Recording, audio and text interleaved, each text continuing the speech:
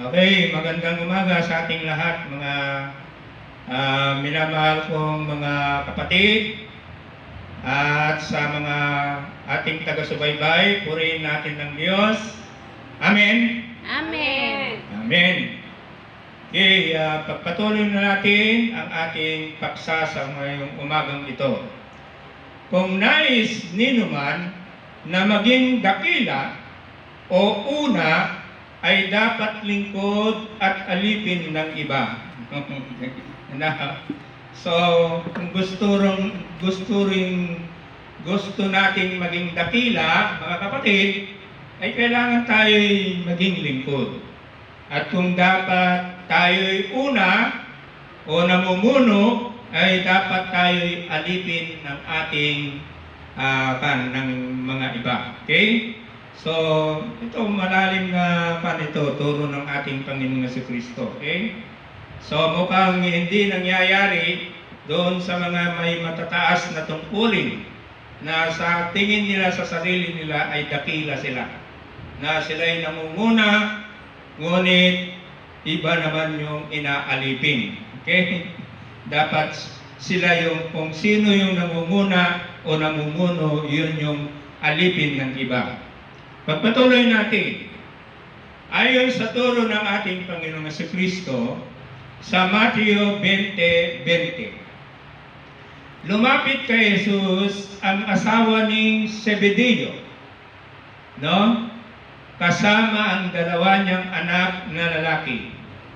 Itong asawa ni Zebedeo, yung anak niyang dalawang lalaki ay apostol ng ating Panginoong Jesucristo. Okay? Lumuhod siya sa harapan ni Jesus upang sabihin ang kanyang kahilingan. Okay? So lumapit siya kay Kristo Jesus. Ang sabi ng ating Panginoong Jesucristo sa asawa ni Zebedeo, ano ang gusto mo? Tanong ni Jesus. Sumagot siya, kapag naghahari na po kayo, paupuin ninyo sa inyong tabi ang dalawa kong anak, yung dalawang apostol na magkapatid, isa sa kanan at isa sa kaliwa. Okay? Kung minsan, kung tayo'y malapit sa may otoridad, kung minsan hinihingi natin yung tayo'y nasa mataas na posisyon. No? So, pero dito, sabi ng asawa ni Zebedeo, nanay ng dalawang apostol ng ating Panginoon Jesucristo, kapag naghahari na po kayo, paupuin ninyo sa inyong tabi ang dalawa kong anak, isa sa kanan at isa sa kaliwa. So, may kondisyon, no? Pagpatuloy natin sa Matthew 20:26. Hindi ganyan ang dapat umiral sa inyo. Sa halip, kung nais ninyong maging dakila, if you want to be great, dapat kayong maging lingkod sa iba.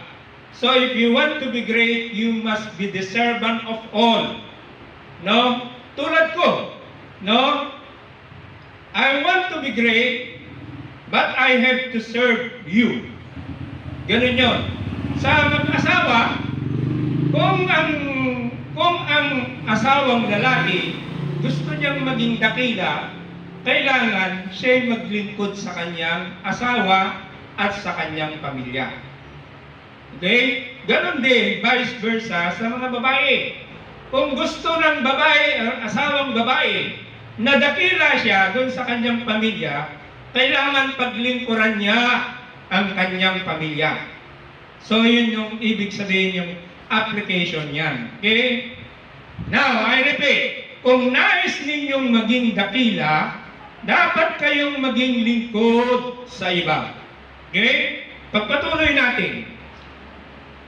At kung sino man sa inyo ang nagnanais maging una, ang ibig sabihin, kung sino man sa inyo nagnanais na mangunguna o pamunuan ang isang pamilya ay dapat maging alipin siya.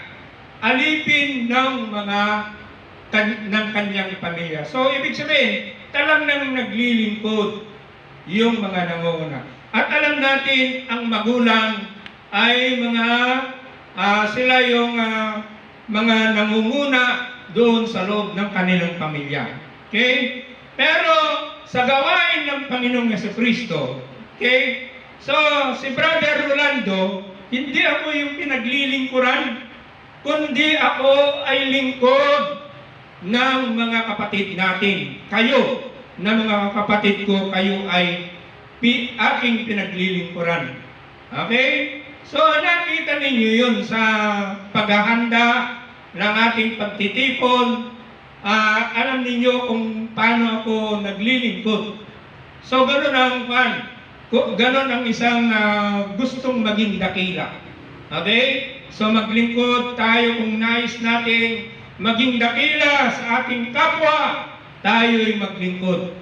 Kung nais ng mga yung namumuno na sila'y na kanilang pamunuan ang isang pamilya, dapat sila'y maging alipin. No? Siya'y magiging alipin ng mga kanyang pinamumunuan. Okay? Pagpatuloy natin sa Mateo 20:28. Bakit nasabi ng ating Panginoong Jesucristo yun? Sapagkat maging ang anak ng tao ay naparito. Sino yun? Ang ating Panginoong Jesucristo ay naparito. Siya yung anak ng tao. Hindi upang paglingkuran. So, kundi upang maglingkod at ialay ang kanyang buhay sa ikatutubos ng marami. You see that? So, ang ating Panginoong Jesucristo ay naglingkod sa atin. Ibinahagi niya ang kanyang dakilang pag-ibig sa atin upang ialay niya ang kanyang buhay sa ikakatubos ng marami ng ating kasalanan. So, ganyan ang Panginoong Jesucristo. Ang Panginoong Jesucristo ay nagbigay ng halimbawa na hindi siya pumarito upang siya'y paglingkuran, kundi siya'y pumarito upang paglingkuran tayo na mga nananampalataya at naniniwala sa Kanya. At sa pamamagitan ng Kanyang paglilingkod ay naialay niya ang Kanyang buhay upang tayo'y matubos sa ating mga kasalanan, upang magkaroon tayo ng kaligtasan at buhay na walang hanggan. So ganyan ang kung nais nating maging dakila sa kaharian ng Diyos, yun ay sa pamamagitan na tayo'y maglingkod sa ating mga kapwa. Kung nais nating manguna, kailangan alipin tayo ng ating kapwa. So yan ang sa kaharian ng Diyos. Sapagkat yun ay ipinamalas o ipinakita ng ating Panginoong Jesucristo sa bawat isa sa atin. Sapagkat ang ating Panginoong Jesucristo ay hindi siya naparito upang siya'y paglingkuran. Bagkus siya'y naglingkod, inaalay niya ang kanyang buhay upang sa ganon ay matubos tayo sa ating kasalanan. Sa pamamagitan nun ay makamit natin ang kaligtasan at buhay na walang hanggan. Amen? Amen. Amen. Purihin natin ang Diyos, and God bless us all. Amen. Amen.